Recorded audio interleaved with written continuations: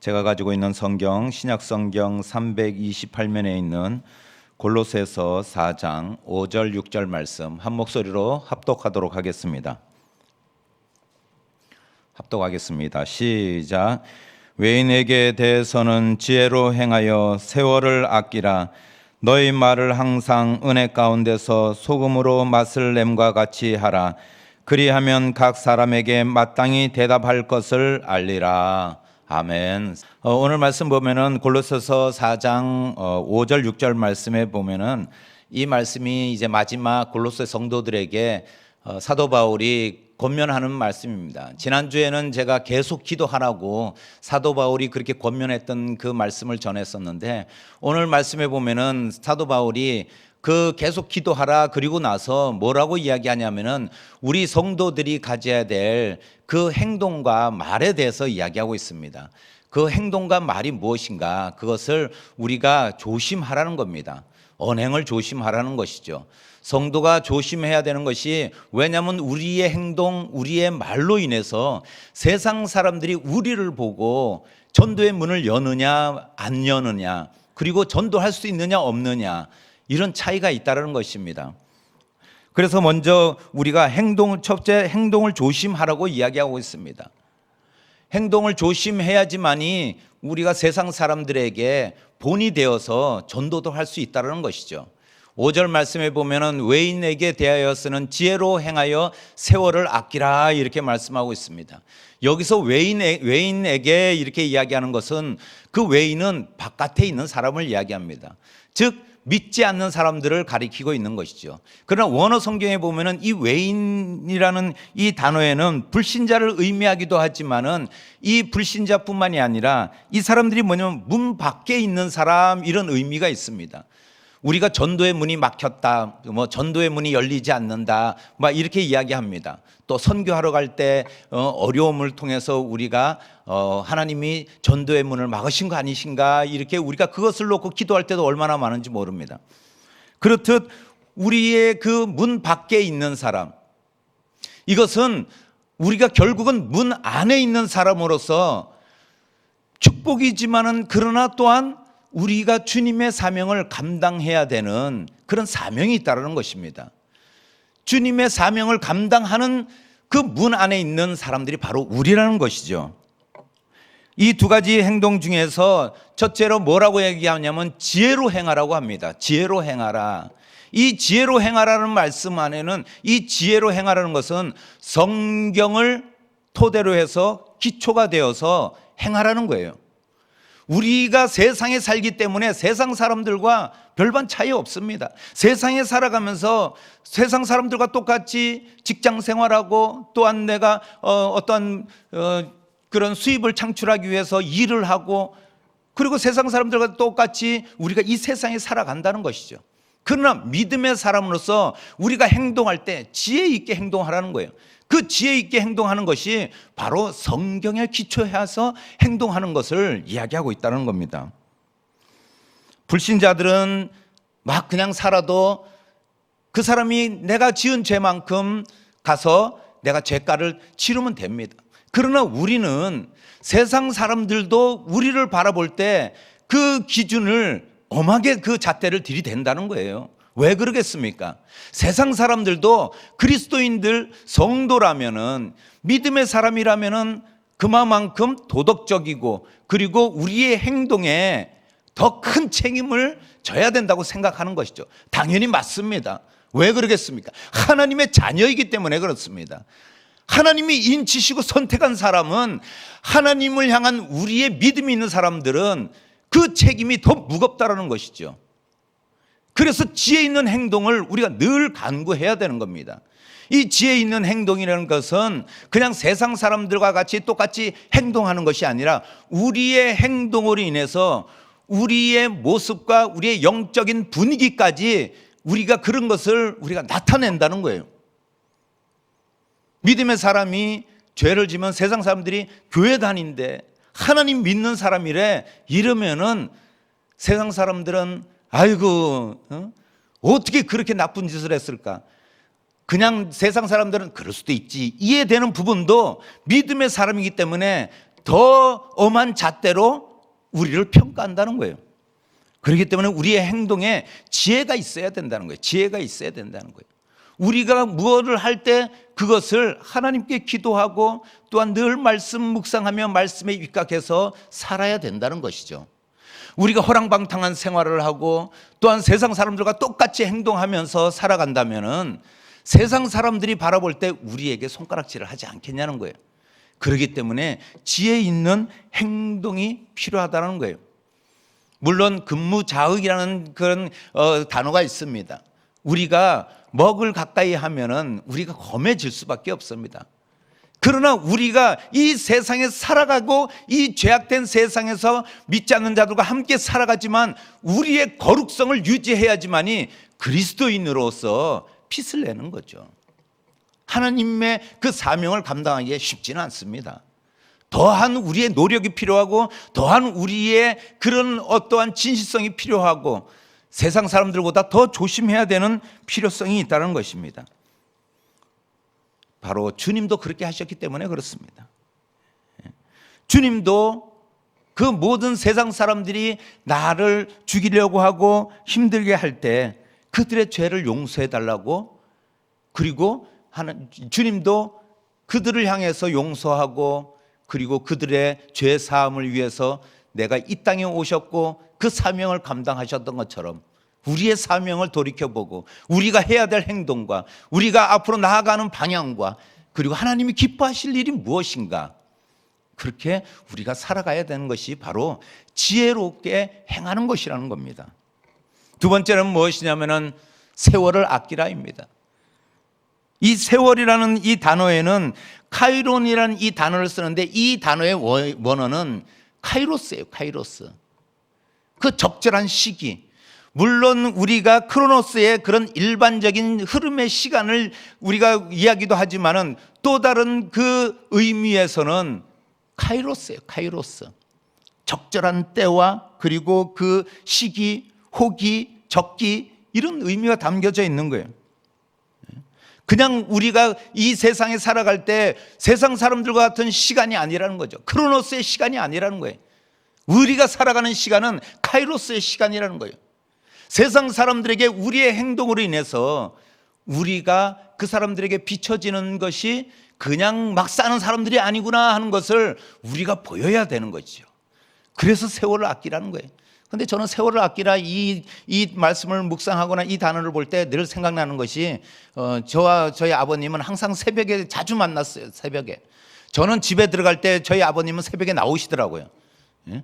교회 가시고 저는 이제 저기 주님 찾다가 저기 이제 이래 하면서 이제 집에 들어가고, 제가 그런 젊은 시절에 살 때 들어가면은 아유 교회 가십니까? 이러면은 이놈아 세월을 아끼라, 세월을 아껴야지. 네가 그렇게 살아가면 되겠냐? 그러면서 늘 그렇게 말씀하시면서 저는 그때마다 아버님께 죄송한 마음도 있지만 그래도 아버님이 그래도 저를 위해서 기도하지 않았겠어요? 그 기도의 결과가 제가 이 자리에 있는 줄 믿습니다. 그 기도, 아멘 소리가 왜 이렇게 큽니까? 예?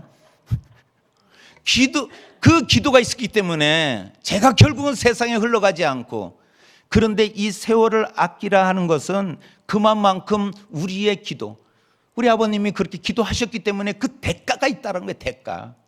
예? 대가를 주고 기도하고 그것에 대해서 부르짖고 기도하며 그 잘못된 부분, 세월을 아끼지 못하는 이 막내 아들을 위해서 기도했던 그 대가의 결과가 하나님은 응답하신 줄 믿습니다. 그리고 오늘 말씀에 세월을 아끼라 해서 아끼다라는 것은 되사다예요.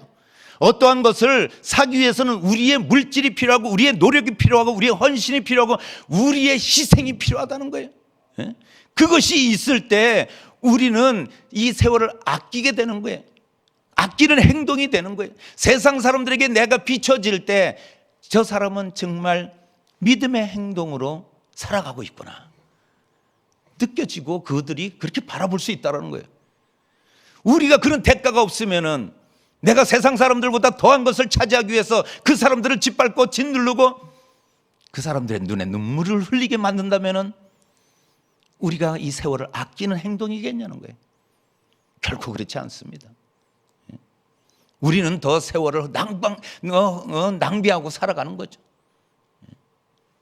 그렇기 때문에 우리 주님께서 그 대가로 인해서, 그 행동으로 인해서, 십자가의 못 박힘으로 인해서 우리가 구원받은 것처럼 우리가 세월을 아끼고 우리가 세상 사람들에게 그 대가를 지불할 때 우리가 결국은 손해나는 것 같지만은 우리의 상급은 쌓이고, 또한 하나님께서 우리를 보시고 칭찬하시고 우리에게 행하고 우리에게 은혜 베푸실 그 축복은 더 커진다는 사실을 꼭 기억하시는 우리 성도님 되시기를 축복드립니다.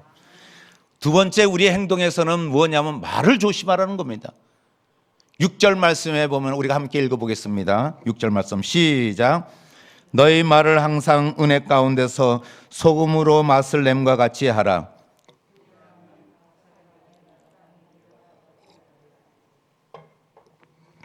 아멘.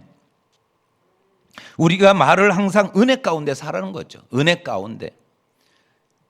우리가 말을 조심해야 되는 첫 번째, 우리가 그 말을 조심해야 되는 것은 뭐냐면 은혜 가운데 말하는 거예요. 은혜 가운데 말하는 거죠. 우리는 은혜 받은 자라는 거예요. 우리가 은혜를 받았기 때문에 이 자리에 있는 것이고, 또 하나님의 은혜로 우리가 구원받은 줄 믿습니다. 우리가 그 은혜 없이 어떻게 살아왔겠습니까? 은혜롭게 우리가 살아온 것이죠. 하나님의 은혜가 아니었다면 제가 지금 이 자리에 있었겠냐는 거예요. 그렇지 않다는 거죠. 저는 너무 그냥 우리 권사님들, 우리 집사님들, 또 우리 성도님 만나면 얼마나 기쁜지 모릅니다. 늘 이렇게 대화를 하면 기쁜지 몰라요. 그리고 정확한 답을 주시고 그러더라고요. 요즘 제가 어느 권사님께 제가 그랬어요.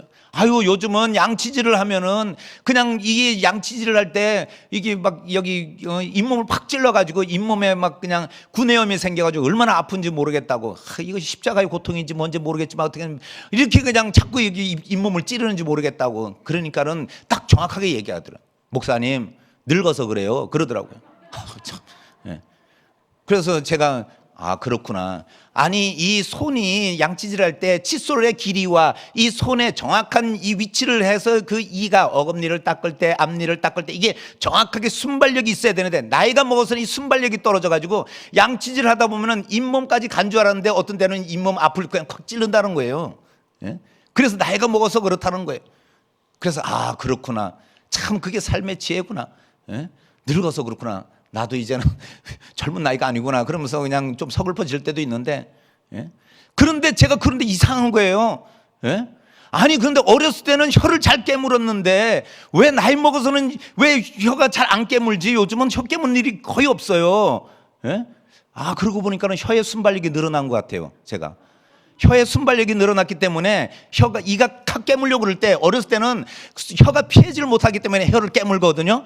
그런데 요즘은 혀가 잘 피해요. 그래서 나이가 많이 먹으면은 말이 많아지고 말이 빨라지나 봐요. 저도 예전엔 말이 참 없었고 말이 그냥 천천히 했는데 요즘 말이 좀 빨라지지 않았어요? 그런 것 같아요. 그래서 말을 조심해야 되는 것 같아요. 나이가 먹어가면서도 우리가 말을 조심하고, 또한 우리가 은혜 가운데 말하지 않으면은 그 말이 상대방에게 비수가 되고 상대방에게 상처가 되고, 양치질할 때 칫솔로 우리 잇몸을 찌르는 것보다 더 아픔을 우리가 준다는 거예요. 그래서 우리가 늘 은혜 가운데 거해야 된다는 겁니다. 은혜 가운데 거하지 않는다면 우리의 말은 늘 상대방에게 아픔을 줄 수 있다는 거예요. 그런데 우리가 여기 말씀해 보면은 항상이라는 단어가 있어요. 항상. 그냥 이따금씩 하는 게 아니에요. 항상 우리가 은혜 가운데 있어야 된다는 거예요. 항상. 항상 그렇게 해야 된다는 거예요. 그래야지만이 우리가 그리스도인으로서 우리가 말을 하고 있고, 지금 그리스도인의 그 언어가 우리가 나타난다는 거죠. 우리가 말 하나하나에 따라서 그 사람을 살리고 그 사람을 아프게 할 때도 있다는 겁니다. 이 이야기는 우리의 거룩함과 성령 충만함이 우리가 상실되었다는 거예요. 우리의 말을 보면은, 우리의 말을 통해서 우리가 지금 거룩함과 성령 충만함을 유지하고 있는가? 우리가 그리스도인으로서, 성도로서 우리가 말을 은혜스럽게 하고 있는가를 볼 수 있는 것은, 즉 우리가 성령 충만하지 못할 때 은혜스러운 말이 나가지 않아요. 세상 사람들을 전도하지 못하게 하는 거예요. 세상 사람들이 교회 문을 들어오려고 하면 교회 문을 우리가 말 한마디에 교회 문을 확 닫아버리는 격이 되는 거예요. 그래서 우리가 늘 은혜 가운데 우리가 말해야 된다는 것을 꼭 기억하시는 우리 성도님 되시길 바랍니다. 두 번째는 뭐냐면 소금과 같이 말하고 이야기하고 있습니다. 소금과 같이 말하는 거예요. 소금은 우리가 맛을 내는 기능이 있어요. 소금은. 예? 요즘은 뭐 무염 음식이라고 해서 소금을 잘 안 넣으려고 그러는데 그래도 소금이 들어가야지 맛을 낸다는 거예요. 근데 저는 곰곰이 생각하는데 그럼 간장으로 좀 짜게 하면 되지 않나? 소금 없으면. 제가 이렇게 생각했는데 그래서 아내한테 물어보니까는 아유 참네, 우리 아내가 한심하다는 듯이 소금 그 간장에는 소금이 안 들어가냐? 그러더라고요. 아 그런가? 나는 소금에도 간장이 들어가는구나. 그걸 알았어요. 주부가 아니라서 제가 잘 몰랐던 거죠. 그런데 소금의 맛을 내듯이 그 맛을 내려면 음식에 소금이 들어가야지 제맛을 내는 것처럼 그렇게 우리가 말을 해야 된다는 거예요. 그리고 또 한 가지는 뭐냐면 소금이 부패를 막아요. 부패. 썩지 않게 하는 거죠. 그리고 구약의 레위기에 보면은 이 소금으로 예물을 드렸어요. 하나님께 드린 예물이에요. 소금이. 즉 우리가 말하는 것에서 우리가 세상을 썩지 않게 만들지만은 그 세상을 썩지 않게 하는 기능뿐만이 아니라 하나님께 드려지는 제물이 되는 거예요. 우리의 말이, 우리의 찬양이, 우리의 고백이, 우리의 신앙의 그 신앙으로 고백이 하나님께 올려드리는 예물이 되는 거예요. 우리가 다른 것이 아니에요. 우리가 말을 세상 사람들에게, 우리가 세상 문 밖에 있는 사람들에게 우리가 따뜻한 말, 그리고 그들에게 우리가 맛을 내는 이 소금과 같이 말을 할 때 그 사람들은 우리의 소금과 같은 맛을 보면서 그렇구나, 하나님은 정말 찬양받기에 합당하신 분이구나, 하나님은 영광받아야 되는 존재이구나, 나도 그 하나님을 한번 믿어봐야지, 나도 그 하나님과 함께 삶을 살아가 봐야지, 이런 마음을 갖지 않겠냐는 거예요. 그런데 하물며 성도의 입에서 욕이 나오고, 하물며 성도의 입에서 거친 말과 그 사람을 해하고 그 사람 마음 아프게 하고 그 사람을 정말 자포자기하게 만드는 그런 말을 한다면 과연 우리가 이 세상의 빛과 소금의 역할을 감당하고 있는 우리의 삶이겠냐는 거예요. 주님도 우리에게 빛과 소금의 역할을 감당하라고 하시고 이 세상의 어두운 세상에 빛이 되고, 우리 주님은 말구유에서 나시면서 왜 이 땅에 그 낮고 낮은 험한 곳에서 말밥통에서 그렇게 탄생하셨냐는 거예요. 맛을 내고, 그리고 그 맛을 nem과 같이 주님이 이 땅에 오셔서 이 썩어지고 죽을 수밖에 없는 세상을 구원하시기 위해서 그곳으로 오실 수밖에 없는 그것은, 우리가 손해난다고 할지라도, 우리가 다른 사람들의 손가락질을 당한다 할지라도, 다른 사람들이 나를 뭐라고 한다 할지라도, 그래도 우리는 소금의 역할을 하듯이 말을 하면은 우리 주님이 십자가상의 골고다 언덕에 그 길을 걸어갈 때 그러면서도 내 손 못 자국 만져라, 세상 사람들은 나를 비난한다 할지라도, 세상 사람들은 나에게 돌을 던지고 채찍질을 하여 죽이라고 그렇게 고함을 치지만 나는 너희들을 구원하러 왔다, 나는 너희들을 위해서 왔다. 우리는 그렇게 할 수 없어요? 용서할 수 없냐는 거예요. 사랑할 수 없어요? 잘 알지도 못하는 사람들을 구제하기 위해서 우리가 기부도 하는데, 그리고 우리가 걱정도 하고 염려도 하는데, 내 옆에 있는 사람, 같은 성도, 또한 내가 구원해야 될 이웃, 가족, 그 사람들에게 우리가 하나님의 예물인 소금처럼 말할 수 없냐는 거예요. 이 성탄의 계절, 주님이 나 때문에 오셨어요.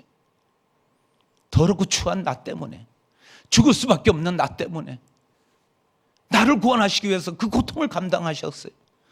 그래서 소금의 역할을 감당하고 끝까지 소금의 맛을 nem과 같이 그렇게 말씀하시며 십자가상에서도 로마 병사도 용서하시고 바리새인과 서기관들도 용서하시고, 그리고 그들을 구원하시기 위해서 다 이루었다고 말씀하신 주님 기억하시며, 성탄의 계절을 주님이 이 땅에 오신 이유가 나 때문에 오셨구나, 이 세상에 썩어져가는 이 세상을 부패를 막기 위해 오셨구나, 이것을 꼭 기억하시는 우리 성도님이 되시기를 축복드립니다.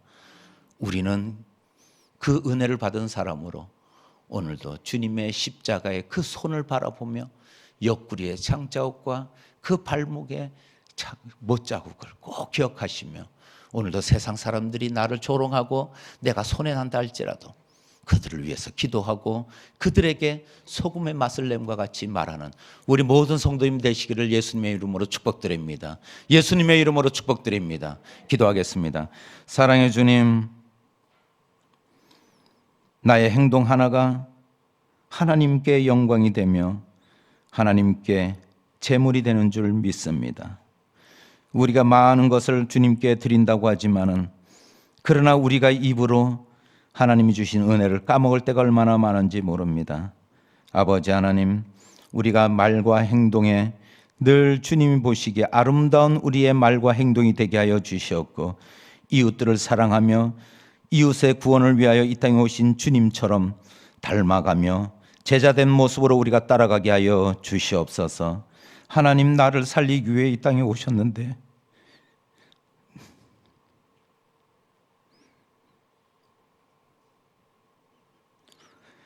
아직도 나는 내 거를 내놓지 못하고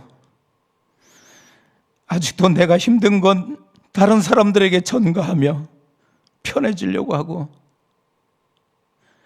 남의 아픔을 바라보며 내가 기뻐했던 적 너무나 많습니다. 하나님, 용서하여 주시옵소서. 성탄의 계절에 하나님, 우리가 회개하며 이 땅에 오신 주님을 우리가 다시금 우리가 묵상하게 하여 주시옵소서.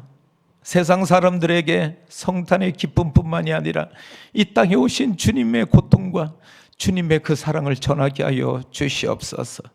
하나님 감사합니다. 하나님 은혜 감사합니다. 하나님, 오늘도 우리 믿음의 사람들을 지켜주시고 그 어려움 가운데서도 하나님, 이 세상 사람들의 손가락질과 조롱 가운데서도 참아내신 주님이 우리에게 새 힘을 공급하여 주셔서 오늘도 우리가 당하는 것 같으나 주님이 당하는 것이며 우리가 조롱당하는 것 같으나 아버지 하나님, 주님께서 우리를 막아주시고 또한 주님이 함께 우리에게 힘이 되어주시는 것을 오늘도 믿고 따라가게 하여 주시옵소서. 하나님 함께 하심을 감사드리며 예수님의 이름으로 기도하옵나이다.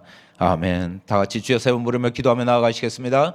주여, 주여, 주여.